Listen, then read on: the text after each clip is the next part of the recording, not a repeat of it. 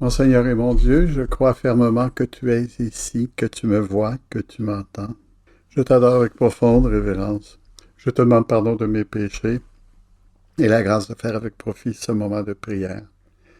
Ma Mère Immaculée, Saint Joseph, mon Père et Seigneur, mon ange gardien, intercédez pour moi. Jésus avait un talent extraordinaire parce qu'il était parfait homme d'entre gens. Il était un homme qui savait écouter, aimer, qui s'intéressait à chacun. C'était un homme qui cherchait la brebis perdue, qu'elle soit le dernier de tous les gens dans un petit village ou le premier à Jérusalem. Parmi ces gens figure Nicodème.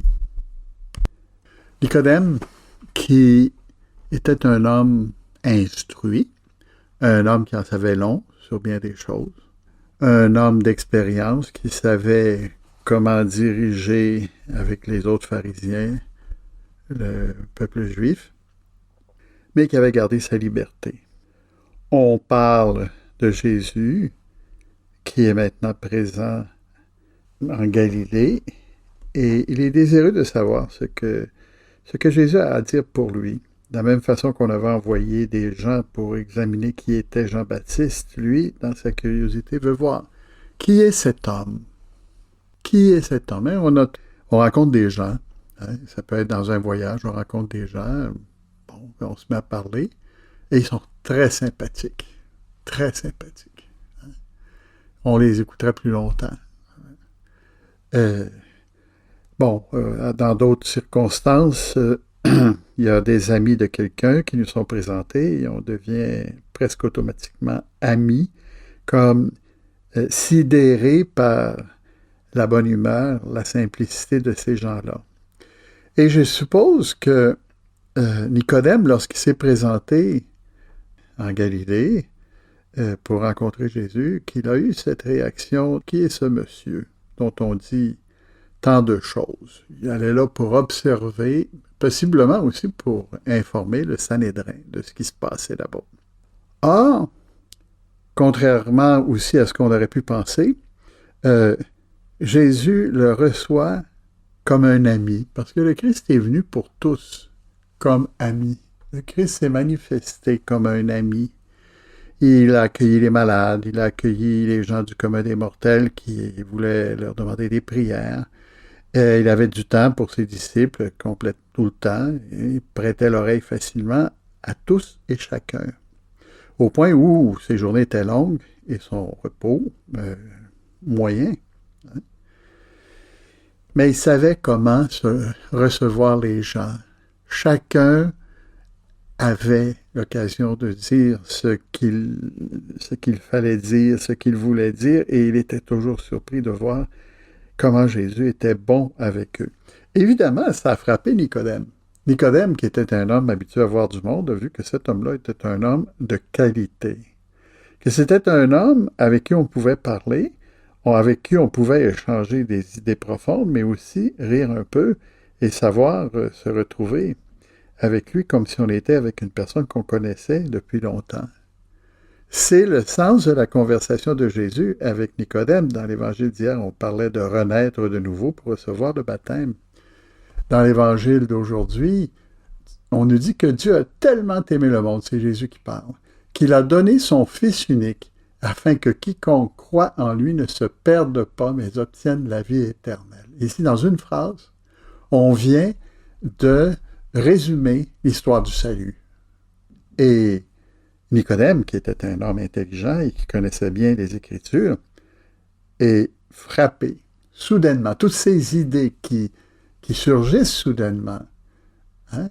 Dieu qui a aimé le monde, Dieu il aime le monde, il a aimé les apôtres, mais il a aimé aussi toutes les nations. À un moment donné, Dieu, dans l'Ancien Testament, parle de l'universalité du salut. On l'a vu avec Adam et Ève, on l'a vu avec Noé, et ça revient vers la fin de l'Ancien Testament. Dieu demande qu'on aille partout, dans toutes les nations. Jésus l'a dit lui-même. Hein? Et c'est quelque chose de nouveau, quelque chose pour laquelle on n'a pas été tellement habitué. Et donc, Il nous dit que Dieu a aimé. C'est la raison pour laquelle il nous a placés là. L'homme n'a peut-être pas toujours aimé Dieu. Et ce qui fait qu'il y a une distance entre lui et nous, mais que le Seigneur veut couvrir cette distance. Hein? Il ne veut pas qu'il se perde, dit Jésus, mais qu'il obtienne la vie éternelle. Je suppose que Nicodème, en entendant ces mots, a été profondément touché. Parce que ce sont des mots qui montrent non pas l'insistance sur la loi, qui dérape de la loi, devra en subir les conséquences, comme si l'Église catholique était un État policier, pas du tout. Hein? Mais le Seigneur est là pour pardonner, le Seigneur est là pour réorienter, le Seigneur est là pour aimer, et c'est par l'amour qu'il va sauver toutes les âmes. L'amour et la miséricorde, c'est deux mots pour la même chose. Et en somme, lorsqu'on voit Nicodème avec Jésus, ce qui le frappe, c'est la profondeur du message en une phrase. Tout l'Ancien Testament jusqu'à Jésus.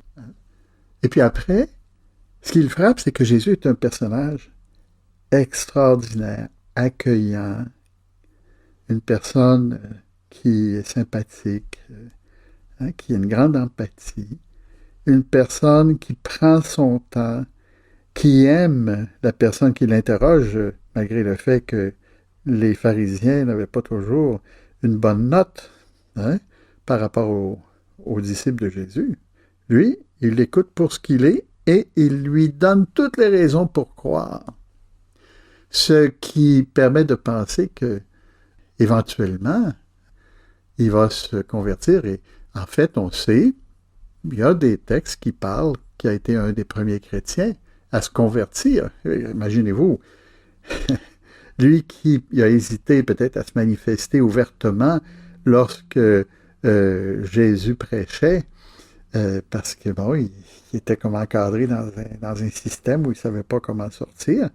Lorsque tout le monde a rejeté Jésus, lui, il s'en va hardiment réclamer le corps de Jésus pour l'embaumer.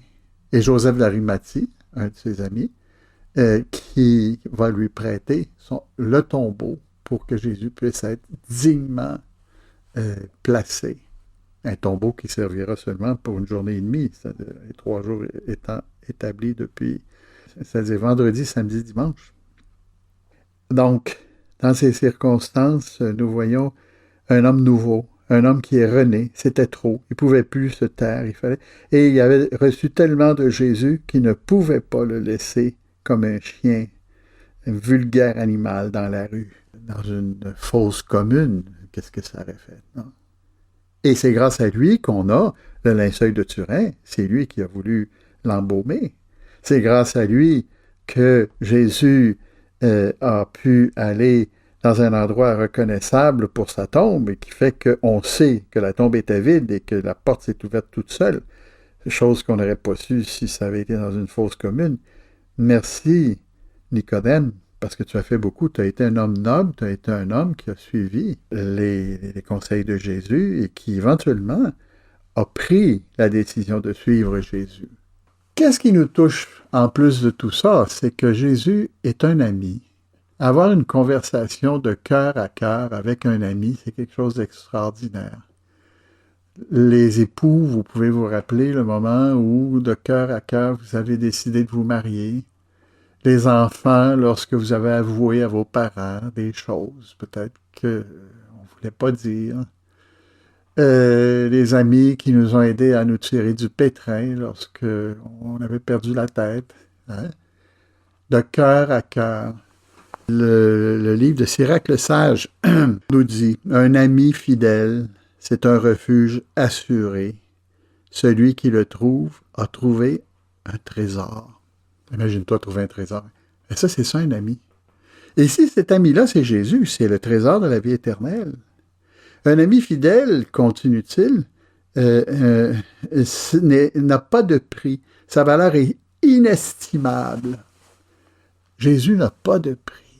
Être ami avec Jésus, c'est inestimable. Aussi, mon frère, voulons-nous, ma sœur, voulons-nous essayer de continuer cette amitié avec lui en nous levant le matin, en allant à la messe, si c'est possible, recevoir l'Eucharistie, si c'est possible, de notre part, hein? En essayant de parler avec lui pendant la journée, de toutes sortes de choses, lui demander son opinion, en essayant de régler les choses avec lui, ne jamais rester seul avec nous-mêmes en train de penser mal des autres, etc. Jésus, c'est de cœur à cœur que nous allons faire avancer les choses dans notre vie et dans la vie de l'Église, parce que à travers ces amis que nous ramasserons partout, parce qu'on est des bons amis, on parle des choses essentielles, plusieurs découvriront Jésus, peut-être malgré nous, et eux aussi collaboreront à cette grande semence, cette grande semaille de paix et de joie. Jésus, nous te demandons en terminant de nous aider à rester toujours convaincus que sans toi on ne peut rien faire. Merci Jésus, merci Marie. Je te remercie, mon Dieu, des bonnes résolutions, des actes d'amour, des inspirations que tu m'as communiquées dans cette méditation.